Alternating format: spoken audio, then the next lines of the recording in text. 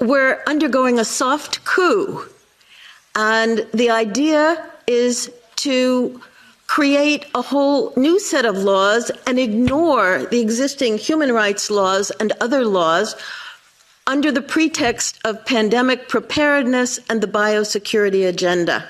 The WHO is developing through all its nations, but with the WHO Directorate in the United States in charge, a pandemic treaty and amendments to the existing international health regulations that will remove the human rights protections currently embedded in the IHRs, will enforce surveillance, censorship, get rid of freedom of speech, require governments to censor and only push a single narrative.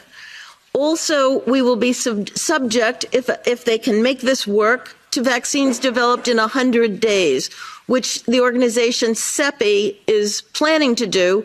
And one of the people who founded CEPI was Jeremy Farrar, who is now the chief scientist at the WHO, to bring this forward.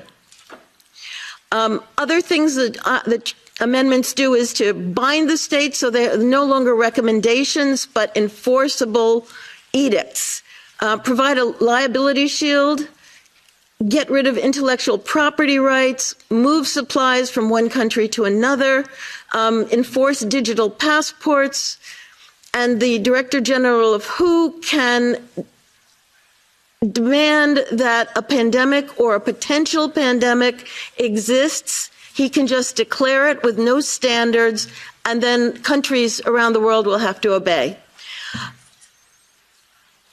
Also, the WHO will tell you what drugs you can and can't use in your nation once a pandemic is declared. Obviously, the budget will increase. One Health is another part of this. One Health is a concept that was created to enable the WHO, with these documents, to take over jurisdiction of everything in the world by saying that climate change, animals, plants, water systems, ecosystems are all central to health. Also embedded in this concept is a peculiar notion that humans are no longer of greater value than animals.